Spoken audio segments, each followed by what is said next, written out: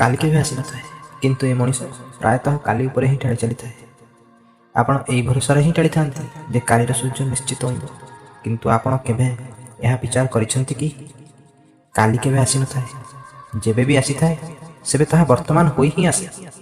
ଯାହାକୁ ତୁମେ କାଲି କହୁଛ, ଯେବେ ସେ କାଲି ତୁମ ହାତ ମୁଠାରେ ଥିବ, ତାହା କାଲି ହୋଇନଥିବ, ତାହା ଆଜିର ଦିନରେ ପରିଣତ ହୋଇସାରିଥିବ। କିନ୍ତୁ ତୁମର କାଲି ଉପରେ ଟାଳିବାର ଅଭ୍ୟାସ ଏପରି ହୋଇଯାଇଛି, ସେ ଆଜିକୁ ବି ତୁମେ କାଲି ଉପରେ ପୁଣି ଟାଳିବ, ଆଉ ତୁମେ କେବେ ସେ କାଲିକୁ ପାଇପାରିବ ନାହିଁ।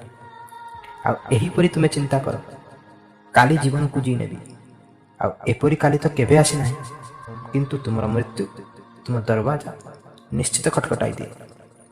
ଏହି କାଲିର ଚକ୍କରରେ ଆଉ ଜୀବନରେ ଯାହା ବି ମହତ୍ତ୍ୱପୂର୍ଣ୍ଣ, ସେସବୁକୁ ତୁମେ କେବଳ କାଲି ଉପରେ ଟାଳି ଚାଲିଛ।